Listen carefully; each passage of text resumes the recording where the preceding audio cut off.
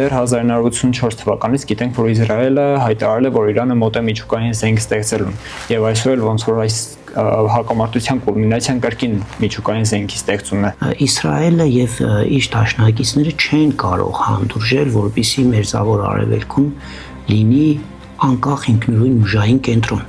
Խնդիրը սա է։ Գիտենք, որ Թրամփը ընդհատել է G7-ում իր մասնակցությունը, որից անմիջապես հետո հայտարարություն եղավ, որ պետք է շտաբ Թեհրանը մարդիկ ազատեն։ Ես միշտ այն կարծիքին եմ եղել կամ կիսել եմ այն կարծիքը, որ Թրամփը քաղաքական գործիչ չէ։ Այս տեմպերով արդյոք կհաջողվի Իրանին, այսպես ասած, խեղճացնել եւ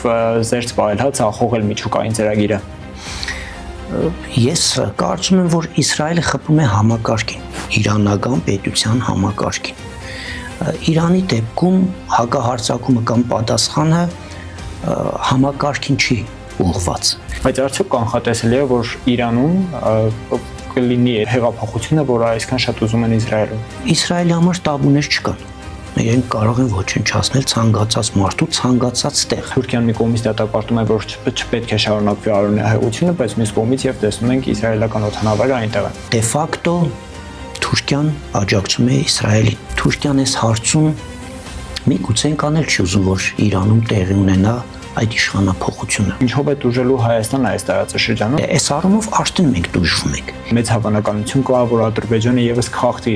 հրադադարը։ Եթե առայժմ պատերազմ ընթանում է Իսրայել եւ Իրանի միջև, այսինքն նոր դերակատարներ փաստացի, կամ բայց ամիջականորեն ներգրավված չեն, այդ ձեր ասած սցենարը դեռևս կանխվում է։